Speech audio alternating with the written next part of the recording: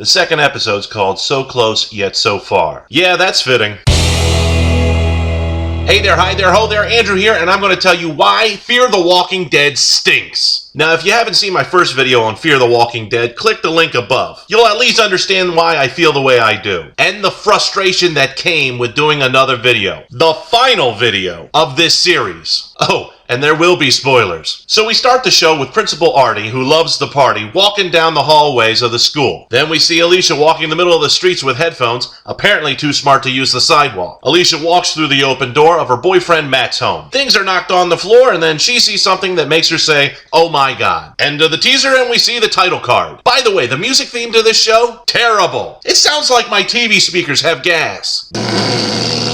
Come on. That's a theme? That's the aftermath of Taco Bell. And speaking of Taco Bell, that was the first commercial break. Coming back from the commercial break, we see Travis driving from where Walker Cow was run over. Travis and Madison try and make phone calls while Nick searches the radio. There is a funny line about sports there. Travis tells Nick to turn off the radio. I guess it's interfering with the phone calls. Travis says they need to get out of town. Maddie says they need to go to the desert. Travis agrees. Alicia and Madison connect on the phone. Alicia tells Madison that she's not going anywhere because she is with Mac. We then see Chris, who's played by Lorenzo James Henry. I think that's how you say his last name. Chris is Travis's son from his ex-wife Lisa. Chris gets on a bus and ignores the phone calls from Travis. Someone's got daddy issues. So Travis, Madison, and Nick make it to Matt's house. Alicia leaves Matt's side to go get some water, and Travis finds out that Matt was bit. During this time, Nick is searching around Matt's house for drugs for a quick fix. Yeah, good luck with that. Alicia and Madison start arguing about leaving. Matt becomes the most sensible adult in the room and actually tells Alicia to leave, leaving Matt with 103-degree fever coughing. There goes our heroes, everybody. We go back to Chris sitting on a bus. Somebody jumps on the bus and says that a cop shot a homeless man 20 times. A little excessive. Everybody leaves the bus to find out what's going on. So the family gets home and sees the neighbor putting up a bounce house for a party. They mention a whole bunch of people have canceled coming to the party because of the sickness. But if they want to come, they can. Now, I know the neighbor's daughter has turned 9, but wouldn't they have invited them earlier? Not just because people didn't show up? Crappy neighbors. We see another neighbor by the name of Peter.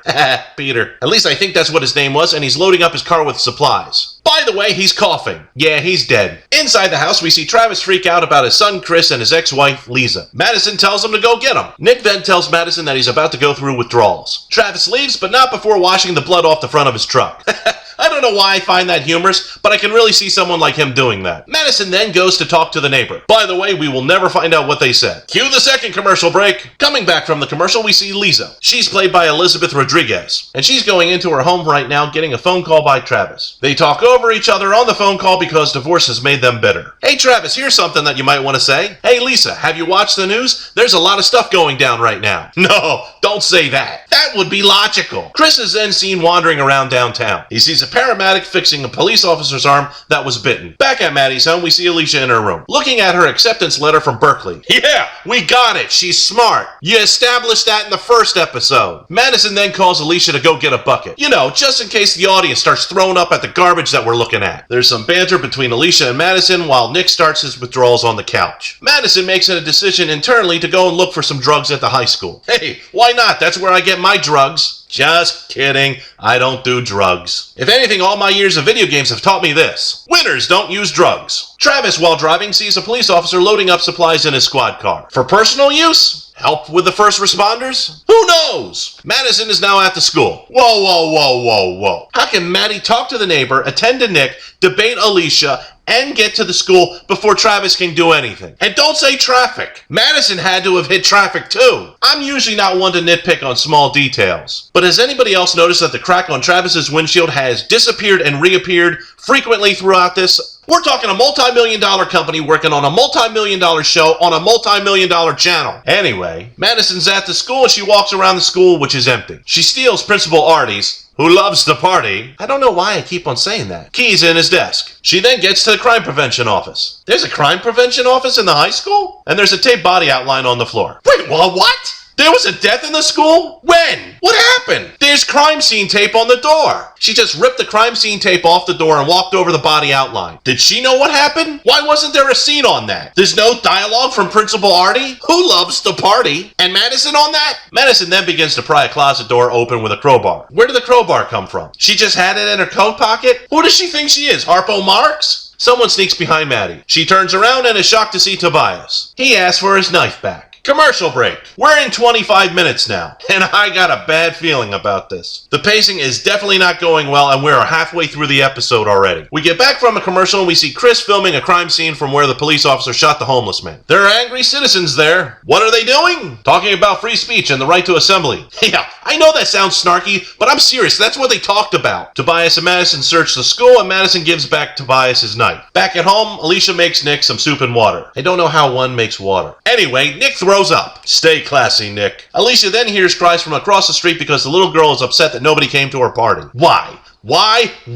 would you have a party when there are riots going off and there's a major sickness happening? Remember, the sickness has been around 4 or 5 days now. What if somebody was sick and didn't have the symptom? Would you want them to come over to your daughter's birthday party? El stupido. Alicia decides to leave. Nick then has convulsions and starts to vomit on his own face. Good. Alicia stays. Travis then arrives at the house of Lisa. He then questions where Chris is. She doesn't know. He asks her why doesn't she know what's going on. She says she was studying till 2 a.m. and slept. No, not good enough answer. It's either a lame answer or lazy writing. Probably the second. Travis then calls Chris on Lisa's phone. Chris answers and says that he's needed at the protest that he's at right now. Travis asks him where, but Chris isn't going to tell him. In that small amount of time, Lisa turns on the TV and finds out exactly what protest and where Chris is. See what I'm saying there? Either everyone is completely oblivious to what is going on, but the moment that they turn on the TV or the radio, they start to learn stuff. Or this is lazy writing. Probably the second. No one lives off the grid in LA. You cannot not know what's going on in your city. Not at this level. Back at the school. Suddenly Tobias becomes Yoda and starts telling Madison all the important things to know about the upcoming doom. You know, how looters work and how civilization collapses quickly. Not on this show. By the way, why would Tobias need his knife back? He seems like a pretty resourceful chap. Shouldn't he have gotten another blade by now? Something better? I got steak knives in my house that would do more damage than that thing. And also, why is Tobias the only person that has acne in LA? Just saying. In the walk around the school, they hit the mother load of canned supplies and they run into President Obama. Wait a minute, that's Principal Artie. Who loves to party? Better call Oingo Boingo because it's a dead man's party. Artie attacks Tobias. Madison bashes in Artie's head. Yeah!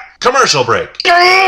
We are now 38 minutes into this show, so it's 2/3 over. So Madison and Tobias leave the school with no food. Well, that was good. Chris gets dragged out of the protest by Travis and Lisa as soon as a female cop shoots a fresh female walker? She looked more emo to me. And of course, when that happens, things go nuts. The riot gear police show up, and then the citizens start flipping over cars and mailboxes. I thought mailboxes were bolted down to the cement. Oh well. Travis, Lisa, and Chris, who I will now call TLC, end up at a barbershop run by Daniel Salazar. He's played by Ruben Blades. The barber is closing his business right now after giving his last customer a cut. Apparently the customer already paid because he gets out of his chair and leaves. TLC comes into the barbershop as soon as the barber shuts down the metal gate. The barber Daniel apparently has no idea what's going on, even though there was a major protest going on just blocks away from his house. Whatever. Travis then starts asking about the logistical layout of the barbershop. After introductions, TLC stays in the room in the front. Madison arrives at Tobias's house. We hear the radio station telling people what to do and how to stay safe. See what happens when you listen to the radio? Madison invites Tobias till it blows over. Tobias mentions it doesn't end. He then walks away. To walk to Earth like Kanan Kung Fu, I guess. Madison watches some kids drive by wearing surgical masks to prevent any breathing in viruses. Commercial break. This is 48 minutes into the show, so something has to happen in the last segment, right? We're back with TLC. Travis then sees Chris looking out the window and tells him to step back. You know, because it isn't safe. So Chris sits down. Guess what Travis does? He goes over and looks out the window. Parents have bad communication skills with their kids on this show. There is no reason why kids would listen to their parents after seeing what they do. Or it's lazy writing. Probably the second. Lisa gets Travis to say something about what he saw. He says, "They don't die, Lisa, they just come back." Then he mentions that they gotta get far away. I'm planning to get far away from this show. Madison finally gets home and it's dark. Probably because of traffic. Does anything happen in the traffic? Riots, accidents, walkers? I don't know. Okay. Nick is happy to see his mom, mostly because she has drugs on her now. It's like a dog being happy you got a treat in your pocket. While Alicia's in another room, Nick says that Alicia tried to leave, but he stopped her. No, you laid on the floor seizuring and vomiting on yourself. She came back to make sure you didn't choke on your own puke. You're not the hero you think you are. Madison goes to the bathroom to wash off the blood that came from Artie. You know, the one who loved the party. She begins to cry while in the bathroom. This is actually a really good scene. Good acting. I hope it lasts. Nope.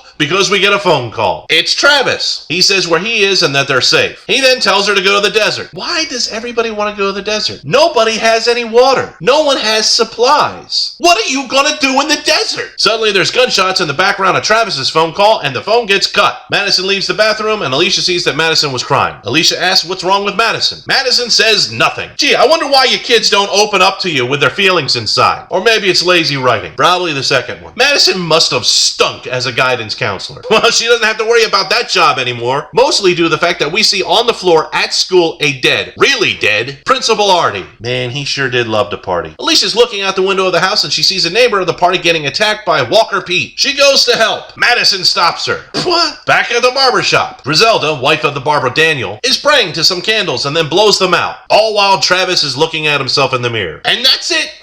That's the show again. I just don't get this show. I know it's supposed to be different from The Walking Dead. I get that. I really do. But we're supposed to see the end of civilization here. And it's supposed to be happening fast, right? That's what they keep on saying. So why the slow burn of 2 episodes? This season only has 6 episodes. And I say season because it got renewed already. How? This is all supposed to happen in the city of Los Angeles. You know, because we gotta see what it looks like on the west coast of the US. Besides the pilot, everything got shot in Vancouver, Canada. Vancouver looks like LA? Why not just say Fear the Walking Dead takes place in Canada? You know, have another show that shows another country's point of view of the apocalypse. Ho ho ho, that would have been a novel idea. We don't want to do that. I can understand wanting to do something different than the first series. I don't care about these people. What I care about is my time being wasted. You want something different for The Walking Dead? Have a show that's like the movie Crash. You know, the movie where it had all the characters that are intertwined with each other, but they aren't really. That took place in LA,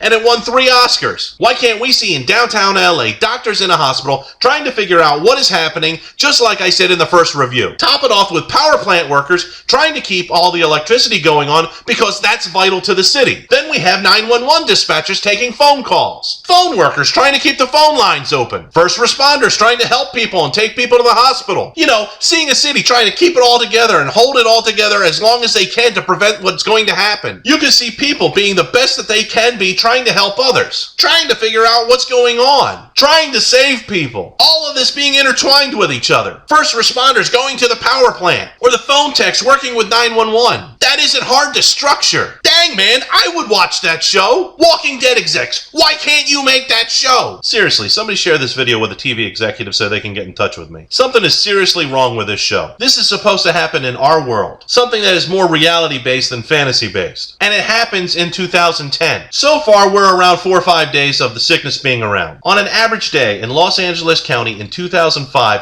165 people died of natural causes. Yeah, I researched that. It came from the Los Angeles County Department of Public Health. I'm a nerd that way. So let's play with some compound math and zombies. The first day, 165 people die of natural causes. They turn into walkers. They turn 1 person in the process for the day. End of the day, 330 walkers. Second day, another 165 people die of natural causes. They reanimate. All the walkers turn 1 other person. Total walker at the end of the day, 990 people. Third day, 165 people die of natural causes. They reanimate. All the walkers turn another person. Total 2,310 walkers. Fourth day, 165 people die of natural causes. They reanimate. All the walkers turn another person. 4,950 people. Fifth day, 165 people die of natural causes. They reanimate. All the walkers turn another person. That's 10,230 people at the end of 5 days. Do you think that a city with 10,000 dead people walking the streets might be a little bit more alarming than what is happening on this show? Now, that doesn't count for all the walkers being killed in the process, as I'm sure there are, but that doesn't count all the people that died from the virus, which would be a lot more. So really, we have no idea how many walkers there could be in the city right now, but it would be tens of thousands of people. You saw the map. Terrifying, right? Actually, it's a growth of Target stores in 2000. I didn't have a zombie map, but you get the point. This story has been paced the wrong way, right from the beginning. And I say this because I'm a Walking Dead fan. I will not watch this show anymore. It is making me not like the brand. So because of my love for the brand, I am removing myself from this thing completely. Sometimes if you love something, you gotta let it go. Great, now I'm gonna have that stuck in my head. So what's your feeling on this show? Like and share this video so it can be spread throughout the world the way that walkers should be spread out. And don't forget to subscribe so you're notified the moment I upload. And I will see you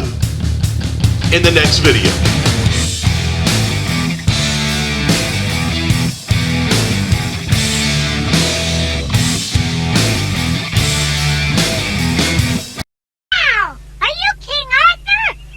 no. He's that other king who lives over there. Oh, boy, is he dull. I am King Artie, and I love to party. Ho, ho, ho.